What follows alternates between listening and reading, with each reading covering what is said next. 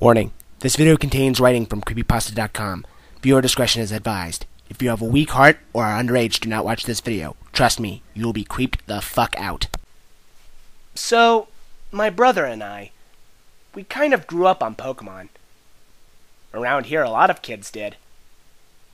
It worked out perfectly for us, too. Every time a new gen came out, one of us would get one version, one of us would get the other. And since our mom liked to spoil us, we both got the third one.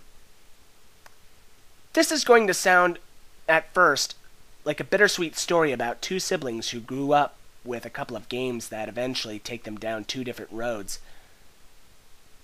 Well, it's a little more than that. The years rolled by. We kept collecting. Game Boys got old. We replaced them. Cartridges finally gave out. We picked up new copies. But we started down two completely different roads before Ruby, Sapphire, and Emerald came out. See, around then my brother got a Game Shark. We had heard all the hacks and cheats you could do with them, even if we were kind of late to the party, and they sounded awfully cool. Our first guinea pig cartridge was my brother's old blue version. We just dicked around with it a little bit. Nothing major. But whatever we did fucked the cartridge up. After just a couple of code entries, it glitched out completely and became unplayable. Naturally, we were upset at first. My brother mourned the loss of his hours of work, and I was sympathetic. I told him, "It's okay. We can replace it, I guess." Stupid shark was a waste of money.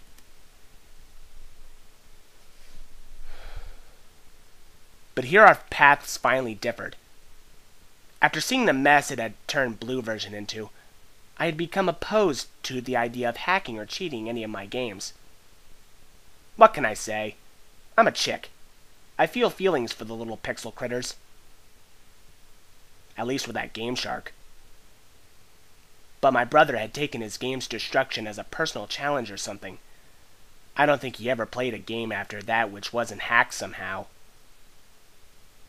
Yeah, we played a shit ton of Pokemon, man. But for us, there really wasn't much else to do. We live out in the country without many other kids, and the farmers didn't want us on their property. So, we played Pokemon out on the lawn just about all day. Every day. It was pretty awesome to us, at least. We lost the Game Shark when our rooms got moved around.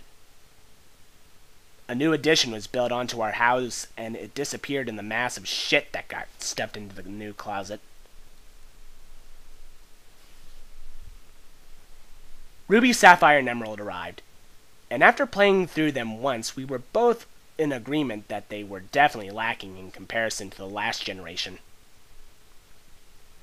We both tried another honest playthrough, and though we managed to finish, it left us both yearning for some good old-fashioned nostalgia. Where were our old gold, silver, and crystal cartridges, though? It took us probably a month to dig through the boxes we'd been too lazy to open up before, but we finally found one full of a shitload of all our old electronics. My old purple Game Boy Color still worked. His red one could no longer hold batteries in place. Both of our Game Boy Advances were fine, though, along with our snake lights and link cables. That one with the nifty little connector in the middle that I had always wrapped up oh so carefully to avoid fraying the wires and condemning it to the trash like our last cable. We both grabbed up everything we could. It was so nice to have Yellow, which had been my first and most cherished game of any series, not just Pokemon, and Red and Gold back. We went through the motions of checking our old files, taking in all the old memories, and eventually we figured the Gen 1 stuff was just too nostalgic to get rid of. I restarted Gold, he restarted Silver. Immediately, he snatched the Game Shark out of the box and slipped it into the back of his Game Boy Advance. I just shook my head at him. I remember what I said to him. That thing will kill your game, you know. He never had liked me preaching to him about abusing pixels. I shut my mouth after that, but it had put him off from playing with me. I guess it was just one too many or something. I ought to know to keep my thoughts to myself. Really. It was a couple of days later that it happened. I was out on the porch, Game Boy in hand, just about to go into the Elite Four when I realized I needed a little help.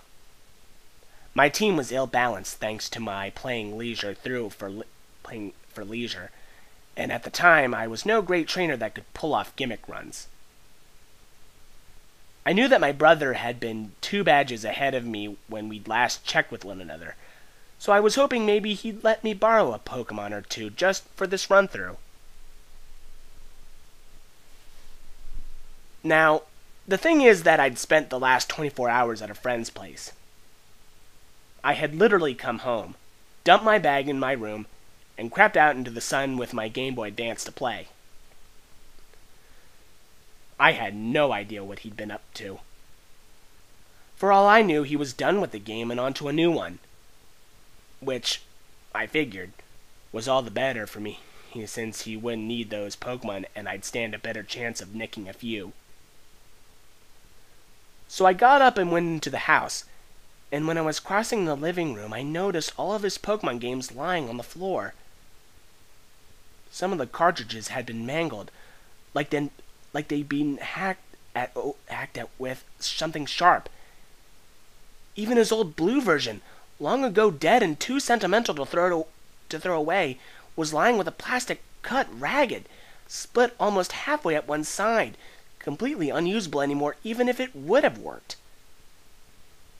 I was a little scared. This had to have happened this morning, otherwise our mom would have seen and they wouldn't be lying on the carpet. Tucking my Game Boy Advance into my pocket, I crept over to his room and found the door unlocked. Somehow that was even more concerning. I walked in and found my brother sitting on the edge of his bed.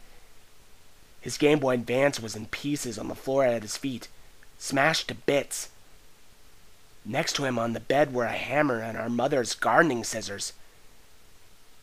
His face was paler than I'd ever seen it, even whiter than the time we'd gone corning, and the old guy up the street, legally blind and a raving nutcase, had come and chased us into the trees with a shotgun.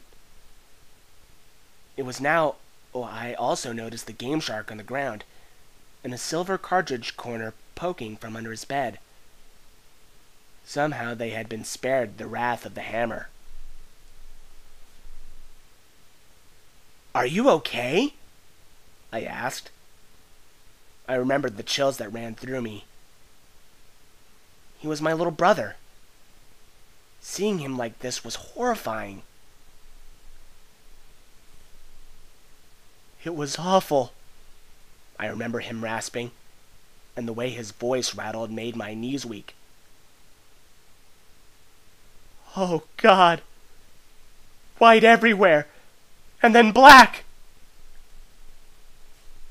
I remember running over and hugging him, and I remember his limp arm fell and brushed the Game Boy in my pocket, and his sudden scream right in my ear, making me jump and bite my tongue by accident. He ripped the handheld from my pocket and hurled it at the far wall. I cried out at the dent the plastic system made there, running over to collect it. The screen had gone dark, and though I feared the worst when I flicked the switch, it powered up normally. I waited there in the corner, trying to pretend the Game Boy Advance mattered enough not to go and run for our mom. The volume was on. The Pokemon theme started up, and he screamed again, picking up the hammer. This time I screamed too, and ran from the room with my Game Boy Advance clutched to my chest like a shield.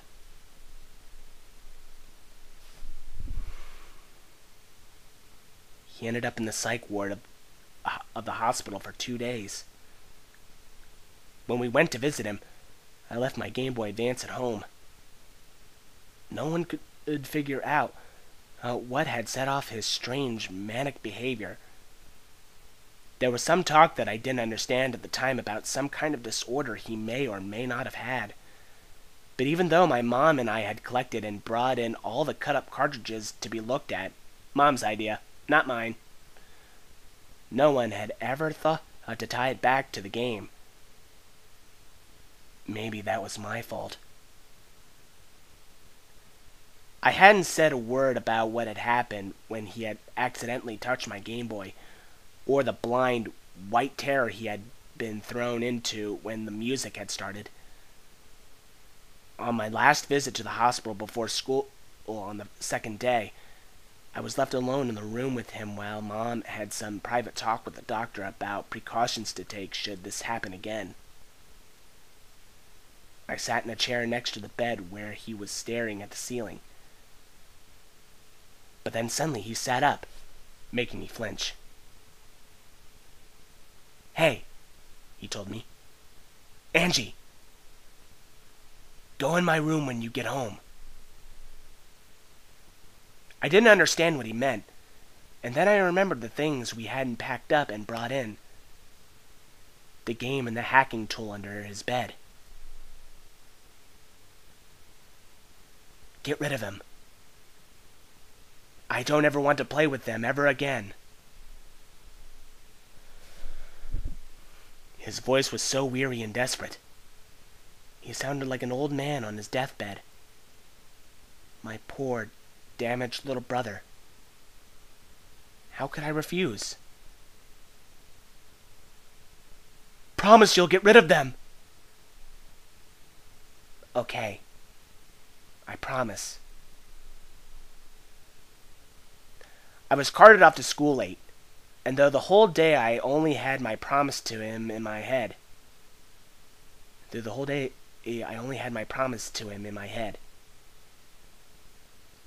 I didn't know it at the time, but this would be the last time that I could ever play the big sister role and help him out. I just had to get home and get rid of that game. But as the day went on, a sick curiosity started to go through my own head. What could possibly have happened to that game that scared him so badly? I was scared myself, but I just had to know. I had to. I got home and went right into his room, bent on uncovering whatever horror was waiting for me. Mom had since vacuumed the room, and the cartridge and Game Shark were no longer available. I got down and crawled half under the bed, feeling timid but holding on to the promise I made as my badge of courage. Under the bed there was enough dust to make me cough, enough old Legos and various other toys that I couldn't set my elbow down without it landing on something. But I finally saw both objects. They'd been shoved to the corner, on top of a notebook that looked too new to have been down here long. Unthinking, I grabbed the corner of the paper and dragged everything out with me, still wheezing from the dust. Allergies and all. They looked so innocent. Simple toys in a simple, spiral-bound bunch of papers. When I set Silverversion and the Game Shark on the floor, I took a closer look at the notebook. On it were scrawled at least 20 different cheat codes, but one had been scratched out with Sharpie over where it had initially been drawn in with pen. This was confusing. He had really tried to erase it out. The marker had been pressed to the paper so hard that ink soaked through most of the pages behind it, almost 2/3 of the way to the cardstock back cover. But the pen has a way of sticking around. I picked up the notebook and tilted it backward in the light, and the reflective surface of the Sharpie revealed the indents that had been left where he'd written. The code was unintelligible mess of letters and numbers, but the words next to it confused me. Easter egg. Snow on Mount Silver. I remember what he had said when I'd found him. He had been raving about white. White and then black. Could he mean snow? Even though it was only August and the temperature was still climbing to 90 degrees every day, a chill ran down my spine. Did I dare? I picked everything up and brought it to my room, and laid it out on the carpet in front of me with my own Game Boy Advance next to it. For a long time I just stared down at it, and the longer I looked, the more maniacal Lugia's face became on the sticker. Like some kind of twisted grin, like it was daring me to find out what had happened to my brother.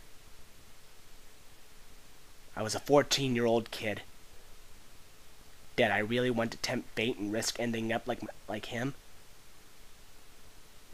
I glared down at Lugia for a while longer. I had to see. I slid gold out of my Game Boy Advance and stuck silver in its place. It took me almost 15 minutes to compose myself to turn it on.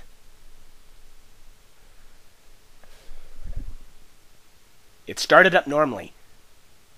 I left the sound on low, too afraid of what that I might hear to keep it up the full way, and too curious to turn it the whole way off. The title screen was normal, too. Lugia again, but somehow menacing despite my common sense telling me it was exactly the same picture as every other time I had started up the game. How could that be? I asked myself. His notes said Easter egg. Didn't that mean that was coding already in the game? The menu came up. Still absolutely normal. His character was Blake, with a mostly filled Pokédex. But the time was odd. 999 hours, 99 minutes. I knew he couldn't have been playing that long. I had barely logged 50 hours on my own game and I was at the Elite Four. And I was playing slowly. Probably the result of his hacking fucking up his file, I thought. Well, whatever then. The game started up, and the first thing I noticed was the prolonged black screen. It took me almost a minute for anything to change. And there was no sound at all. The hairs on the back of my neck were standing up already, but it was too late to turn back. Finally, a very dim sort of map came onto the screen, but it looked like static. What was going on? I squinted down and realized with a fearsome pang that it was actually the Mount Silver map. But what I thought was static was heavy falling snow. So this was where he had last saved his game. I checked his party. A very normal team for someone who'd been using a Game Shark. Typhlosion, Feraligatr, Meganium, Pidgeot, Tyranitar, Lugia.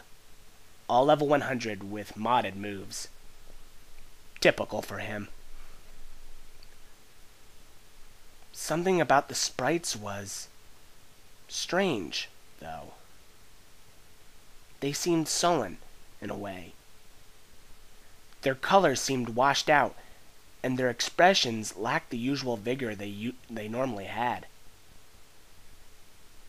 I chalked this up to missing pixels or something, also due to the hacking. The map had brightened up just a smidgen when I closed out of the start menu. Indeed, snow was somehow falling very heavily. Pixels danced across the screen so fast it was hard to see the little sprite that was my brother's character. Something was off about him, too. When I checked the information, it was the same as the Pokemon sprites. The colors were dull. In fact, now that I thought about it, he almost looked frostbitten. My stomach tightened, and I turned and tried to move back down the mountain. As I hit the bottom of the screen, words popped up, and there was finally a sound. My sprite hitting an invisible wall. I can't turn back now. That was unsettling. I went into my Pokemon and tried to use Pidgeot's fly ability. I can't fly in this! Obviously referring to the snow. Fuck this, I thought, going into his bag. There was an escape route. I tried using it. I can't go back anymore. What was going on? Once again, I tried to walk back down the mountain, and to my horror the words changed with every attempt. I can't run away. I can't go back down. I can never go back. This last one sent a frigid feeling through my heart. There was no way down the mountain. I had to climb. Turning the little sprite around, I moved him forward. No resistance at all, though my walking speed was oddly slow. What was truly weird was the lack of grass, of trainers, of anything at all but that white snow, which still blew across the screen and made it almost impossible to see. As I moved further up the mountain, his walking speed became slower and slower. The static curtain of pixels grew thicker, so that I could barely make out the features of the map. But it seemed like the only way to move was straight ahead anyway. I reached what looked like a set of stairs at the very top edge of the screen. I didn't remember this being there before. As I tried to move up, the little sprite paused. I'm cold. By now, even I was getting goosebumps. His walking speed had become painfully slow, as if something was being impeded. Up the little staircase. More text on the screen. Meganium has died. What the fuck? I thought. Pokemon don't die in these games. I checked in my party and was frightened and confused by what I saw. Meganium's sprite had been replaced by a red X. All of my other Pokemon sported varying degrees of damage, though I hadn't battled once. I went into my bag and found a single revive, and tried to use it. It's too late, it said. What kind of Easter egg was this? There wasn't much else I could do. Trying to turn around yielded the same message as before, so I kept moving. Pidgeot has died. I checked again. Sure enough, there was the little red X. This time I selected and looked at the Pokemon itself, trying to figure out what was wrong. I wish I hadn't. The sprite was mangled. Pieces of it were missing. What was left was splotched with a sickish blue-gray color, and its eye was a solid black pit. I flipped down to Meganium. Same deal. A leg missing, a chunk of its neck, most of its head, save that pitch-black, dead eye. Morbid curiosity urged me onward, and the path never deviated from the straight upward road I'd traveled the entire time. Along the way, every now and then, another party Pokemon would die, and an examination of its sprite would show it was the same condition as the others, until all that was left was Typhlosion. One more staircase up was ahead. I climbed it, braced for whatever horror awaited me. I hit the summit. It was deserted. Red was nowhere to be found. The snow had stopped falling. In the very center of the map was something sticking out of the snow. It looked like a Pokeball. Okay, maybe all this creepy shit led up to some climactic final battle using whatever was in there. If I picked it up, maybe Red would come out of hiding. I walked over and examined it, and there was a burst of static noise from my game that made me jump. What appeared on the screen was a battle animation. My trainer sprite appearing, his skin tinged blue, against another mangled Pokemon sprite. It was Celebi. In the center of that black hole was its eye. A single red dot burned out like an ember. The thing looked rotted. I didn't even throw out my mostly dead Typhlosion before it had moved. Celebi used Perish Song. A screech came out of my Game Boy Advance, and I almost dropped it as the screen went white. A part of me was relieved, thinking that my final Pokemon had been KO'd and I would be transported to a Pokemon Center. But I was wrong. My sprite reappeared in what looked like a cave. Was I now inside the mountain? I checked my trainer card and felt sick. The sprite was just as mauled as the Pokemon had been. A leg gone. A single eye remaining. Pitch black and so sad looking. Tears welled up at the corner. And every color of him was replaced by those 6 shades of frost blue and gray. Every stat on the card was reduced to 0, except the time, which still read 999 hours, 99 minutes. I quickly moved back to the map. His sprite there mimicked the horror it had become on the trainer card. Pieces were missing. Everything was discolored. I started trying to walk, and at first I received a message. "It's so cold."